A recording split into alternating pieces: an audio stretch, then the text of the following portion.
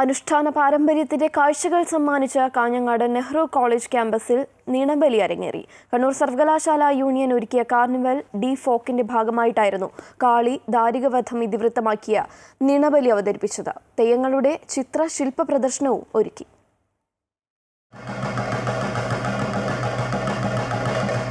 ഉത്തര കേരളത്തിലെ അനുഷ്ഠാന കലകളെ അടുത്തറിയാനായി ഒരുക്കിയ കാർണിവൽ ദി ഫോക്കിന്റെ സമാപനത്തിലായിരുന്നു കാഞ്ഞങ്ങാട് നെഹ്റു കോളേജ് ക്യാമ്പസിൽ നിണബലി അരങ്ങേറിയത്. ദേവലോകത്ത് ധാരികാസുരന്റെ ഉപദ്രവം സഹിക്കാൻ കഴിയാതെ വന്നപ്പോൾ ദേവഗണങ്ങൾ ഈ കാര്യം ബ്രഹ്മവിഷ്ണു മഹേശ്വരന്മാരോട് അറിയിക്കുകയും തുടർന്ന് പാർവതീദേവി ഭദ്രകാളിയായി അവതരിച്ച് ധാരികനെ വധിച്ച് സർവർക്കും രക്ഷയേകിയെന്നാണ് ഐതിഹ്യം.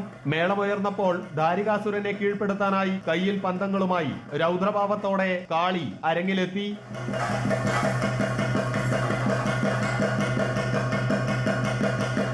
പണ്ടുകാലങ്ങളിൽ ബാധ കയറിയ ആളുകളെ ബലിക്കളത്തിലിരുത്തി മന്ത്രവാദം ചെയ്ത് ബാധയകറ്റുവാനാണ് ഉത്തര കേരളത്തിൽ നിണബലി അനുഷ്ഠിച്ചിരുന്നത്.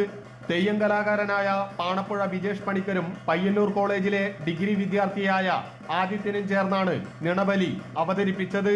പുതിയ തലമുറയിൽപ്പെട്ട ആളുകൾ നമ്മുടെ സമൂഹത്തെക്കുറിച്ചോ നമ്മുടെ പാരമ്പര്യത്തെയോ പൈതൃകത്തെയോ നമ്മുടെ അനുഷ്ഠാനത്തെയോ അനുഷ്ഠാന കലകളെയോ കുറിച്ചൊന്നും അധികം ബോധവാന്മാരല്ല എന്ന് പതിവ് രീതിയിൽ പറഞ്ഞുകൊണ്ടിരിക്കുന്ന സന്ദർഭത്തിലാണ് ഈ അർത്ഥത്തിൽ ഒരു യൂണിവേഴ്സിറ്റി യൂണിയൻ തന്നെ ഇത്തരത്തിലൊരു മേഖലയിലേക്ക് തങ്ങളുടെ ശ്രദ്ധ പതിപ്പിക്കാൻ വേണ്ടി തയ്യാറായിരിക്കുന്നത്. ഉത്തര കേരളത്തിലെ ക്ഷേത്രങ്ങളിൽ കെട്ടിയാടുന്ന തെയ്യങ്ങളുടെ 100-ൽ പരം ഫോട്ടോകളും ശില്പങ്ങളും പരിപാടിയുടെ ഭാഗമായി ക്യാമ്പസിൽ ഒരുക്കിയിരുന്നു.